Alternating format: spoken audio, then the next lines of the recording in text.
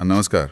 आज की दुनिया में पैसा कमाना और फिर उसे बढ़ाना, ये कैसे करें? हाँ, ये सवाल तो सबके मन में। हमारे पास काफ़ी कुछ है देखने को। एआई से कैसे कमाएं, कहाँ इन्वेस्ट करें, प्रॉपर्टी, सोना, एआई स्टॉक्स, और वो रिच डैड वाली सोच, गिग इकोनॉमी भी है। बिल्कुल। तो आज कोशिश रहेगी कि इन सब अलग अलग स्रोतों से जो सबसे काम की बातें हैं वो निकालें। हाँ, ताकि 2025 में और आगे मतलब धन बनाने के लिए कुछ ठोस आइडिया मिले। देखते हैं कि ये जो नई टेक्नोलॉजी है और जो पुरानी समझ है वो मिलकर कैसे मदद कर सकती है हमारी फाइनेंशियल जर्नी में। चलिए शुरू करते हैं कमाई के नए तरीकों से। जी बिजनेस, शॉपिफाई जैसे स्रोत बता रहे हैं कि एआई अब सिर्फ बड़ी टेक कंपनियों की चीज नहीं रही। सही बात है। अब घर बैठे भी एआई से कमाया जा सकता है।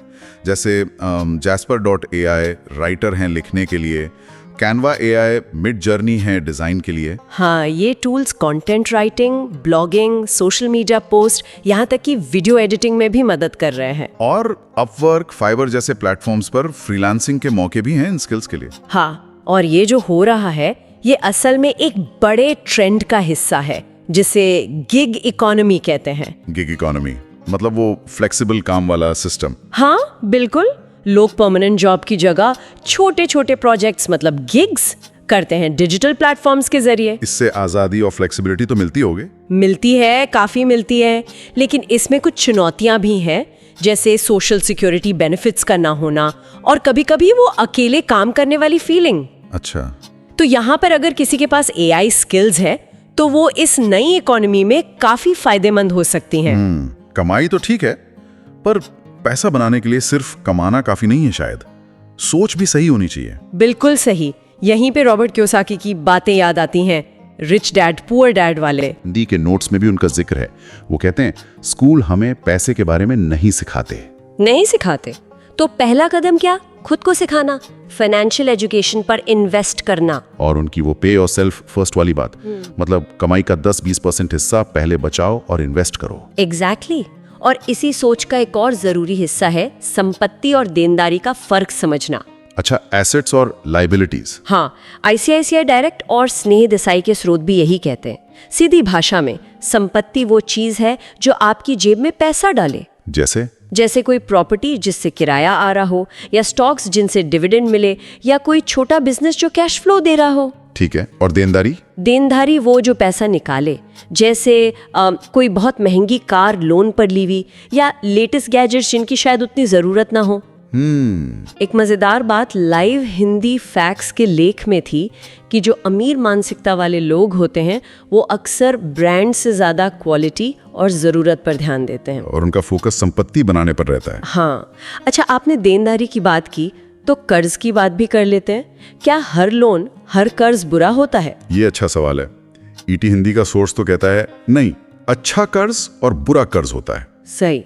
अच्छा कर्ज वो जो आपको संपत्ति बनाने में मदद करे, जैसे घर खरीदने के लिए लोन लिया और उस घर से किराया आ रहा है। और बुरा कर्ज वो जो सिर्फ खर्च के लिए हो, जिससे कोई इनकम ना हो, जैसे क्रेडिट कार्ड पर महंगा सामान खरीदना और फिर ब्याज भरते रहना।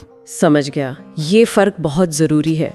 अच्छा कर्ज एक टूल है, बुरा कर्ज बोझ बन सकता है। बिल्कुल, ये भी मानसिकता का ही खेल है कि पैसे को कैसे इस्तेमाल करना है। तो फिर पैसा लगाएं कहाँ? निवेश के क्या ऑप्शंस हैं आज? एआई का जिक्र बार बार आ रहा है। हाँ, सक्सेसफुली एआई का लेख इसी पर फोकस करता है। एआई एक बहुत तेजी से बढ़ता हुआ सेक्टर है। तो कहाँ निवेश करें एआई में? देखिए, कई तरीके हैं।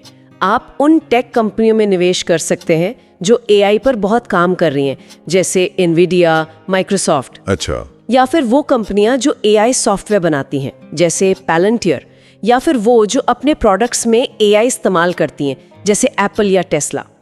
एआई मार्केट में ग्रोथ की काफी उम्मीद है। ये तो हुई नई बात, लेकिन पुराने आजमाया हुए निवेश जैसे प्रॉपर्टी और सोना? हाँ, वो भी जरूरी है। जी बिजनेस और ईटी हिंदी के स्रोत इन्हीं पर जोर देते हैं।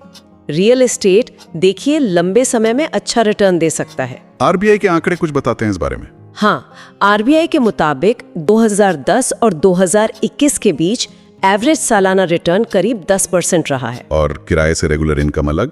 पर एक दिक्कत है, शायद बेचना आसान नहीं होता। सही कहा, ये लिक्विड नहीं है, मतलब फॉरेन कैश में बदलना मुश्किल है।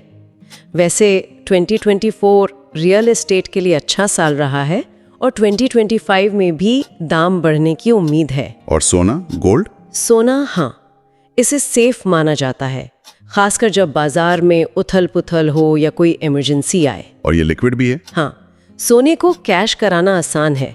रिटर्न की बात करें तो औसतन 8-7% सालाना मिल सकता है, लेकिन इससे प्रॉपर्टी की तरह कोई रेगुलर इनकम नहीं होती। तो क्या करें?